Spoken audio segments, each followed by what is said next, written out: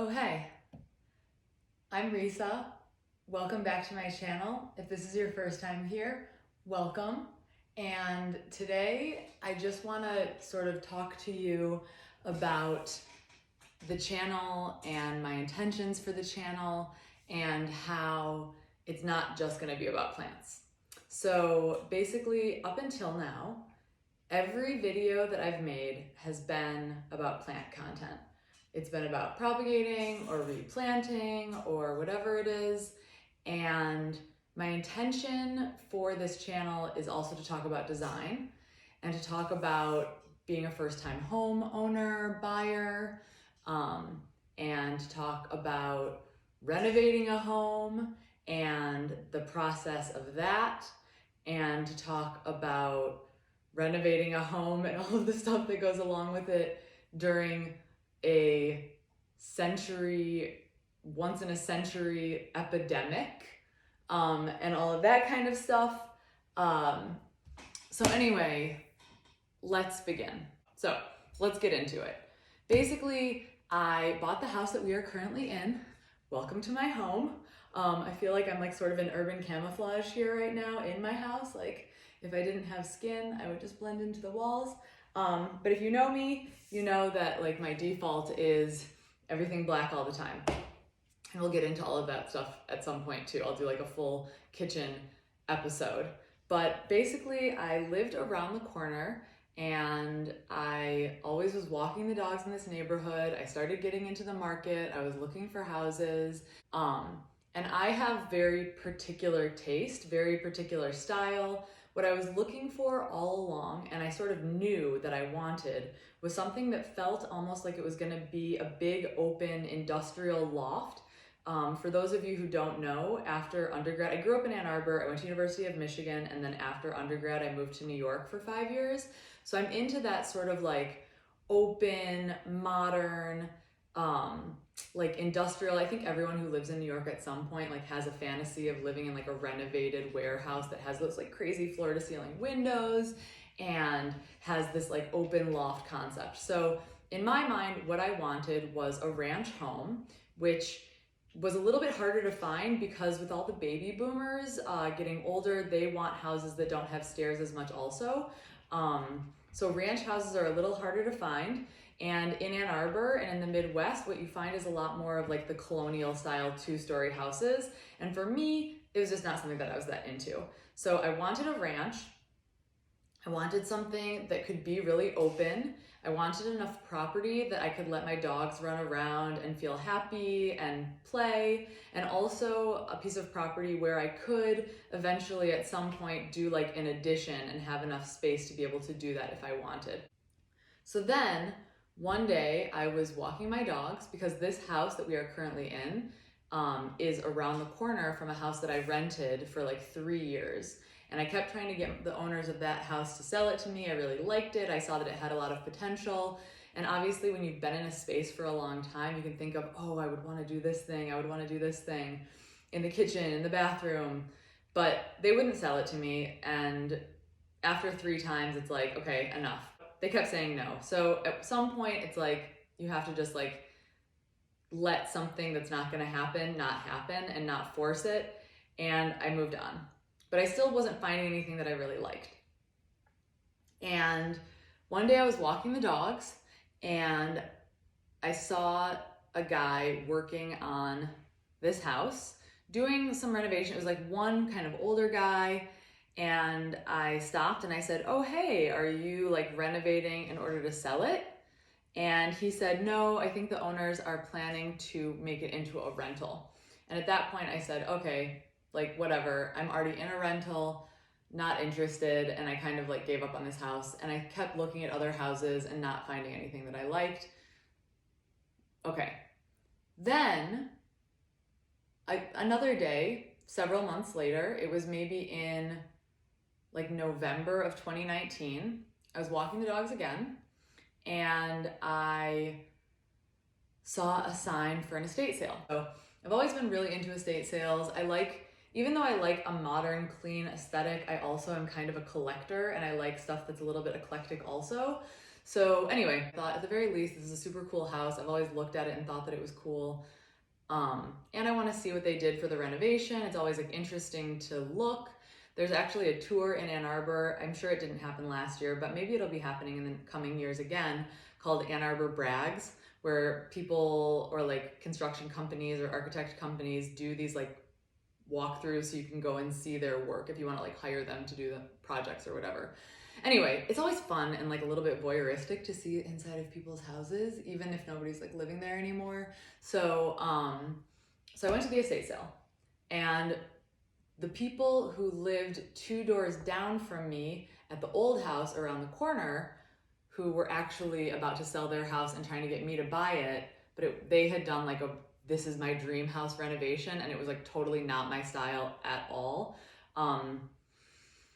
The wife of that couple was at the estate sale. So she and I get to talking, and I was like, yeah, this is such a cool house, right? It's got all these windows. It's this ranch style. It's really too bad that they're planning on renting it and not selling it.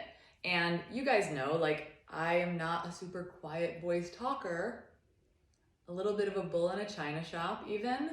And the guy who was managing the estate sale said, oh no, turns out they actually have decided they're going to sell the house instead of making it into a rental. It's not on the market yet, but you literally just missed the real estate agent. Like literally she had left 5 minutes before, and she left information. They're putting it on the market. They don't even have a price yet, blah, blah, blah.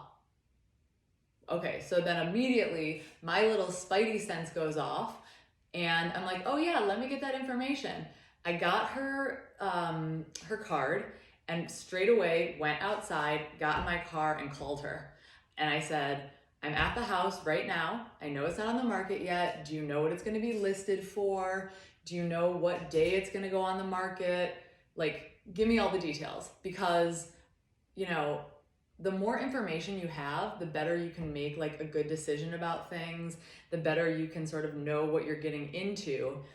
But I already felt like an emotional connection to this house, and I kind of like, I don't know, I felt I was invested, okay?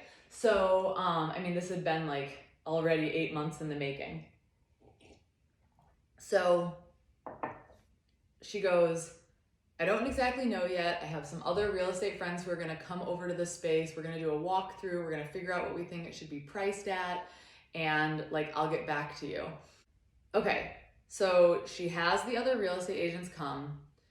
They set a price that they think they're gonna sell the house for. It was above what it was above what I thought they were gonna list it for. But if you guys know, the market in Ann Arbor is ridiculous. And on top of that, they had done a renovation to the house already. So I'll give you a little bit more background. The house was built in 1960. That's sort of an irrelevant part of the story. Not that there aren't a bunch of other irrelevant parts of the story that I'm going over here in this video. But anyway, so yeah, they had already done a renovation, and nothing had been done on it since 1960 when it was first built, which is another interesting thing that I had found out about it. But they had done a renovation that was a rental renovation, you know, not a renovation that somebody actually does when it's going to be their forever home. So I was like, okay, I guess I'm going to end up paying for this like kind of chintzy renovation that I'm going to have to rip all of it out and do other stuff. But like I said, I had been looking at a bunch of other houses. Ann Arbor is mostly colonials. The ranches that are available are not really what I was looking for. So I was still committed to the idea. Again, keep in mind, they hadn't put it on the market yet. This is all still before the house even went on the market. She just like called me and gave me this like sort of insider information. So then like, you know, my tenacity kicks in, and I'm thinking like, okay, how can I get this house without getting into a bidding war? Because at that time, like a year and a half ago, every single house that was like going on the market, there was like a bidding war where it would go on at a certain price. And then, you know, everyone would be everyone. And then we end up at a price that's just like insane. So I said, okay, in my mind, I love negotiating. Like I professionally used to be a negotiator, like in a previous life when I lived in New York. And not only was I a negotiator, but I also like taught other people how to negotiate.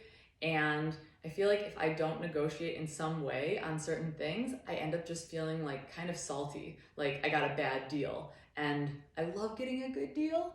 So this little like negotiating Risa inside of me was thinking like I should offer less and see what happens, but they hadn't even put it on the market yet. So I offered less, and it was still before it had been on the market, and they came back and they said no. And I'm thinking like, okay, for this amount of money that is up to the asking from what I offered, which I think was like maybe $10,000 or $15,000, which I realize is sort of like a flippant way to talk about $10,000 or $15,000. But at the same time, I was thinking like, if I hard nose this $10,000 or $15,000 and don't get the house, I'm gonna be so bummed. And like, for me, I was thinking I should just spend that money. I should just offer asking and see what happens. So they also, the day after it was going on the market, there was going to be an open house. And oh my God, there's so many details of this story, you guys. This is going to have to be like a multi-part video. Okay, so there was going to be an open house, and I'm thinking like, okay, if more people see the house, the chances of me getting it even for asking are going to be less. How can I lock this in and get it without spending more than even what asking is, since it's more than I wanted to spend in the first place, knowing that I was going to have to do a full renovation on the whole house because they had done this sort of like chintzy one already, and I was already paying for that. So basically, I decided that I would offer asking, but with a contingency that the offer expired at the end of the day of the open house. And what that basically set me up to do was that if somebody else showed up at the house and really liked it, unless they were like pre-approved, ready to make an offer above what asking was, the owners were going to either have to like accept my offer at asking or run the risk of like having it sit on the market for way longer, have people negotiating, like not really know what was going on. So I put myself into like a pretty sweet situation with that contingency on my asking price offer. So end of the day on the open house, okay. So they got back to me later that day and they accepted my offer. Yay. Big adult Risa moment. House is mine. So I feel like there's a lot of stuff to do for the house to talk about it, but now I've like set the stage so you guys know what you're getting yourselves into.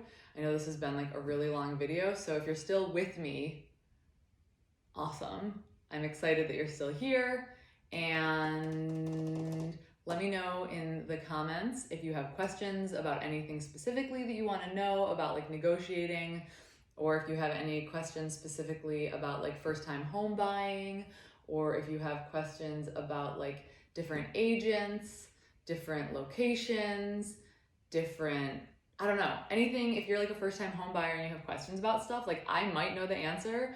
I did a lot of research prior to buying this house.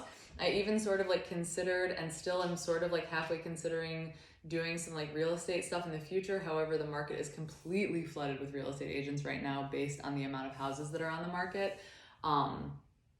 But yeah, I mean, like if you have questions about stuff, hit me up, let me know.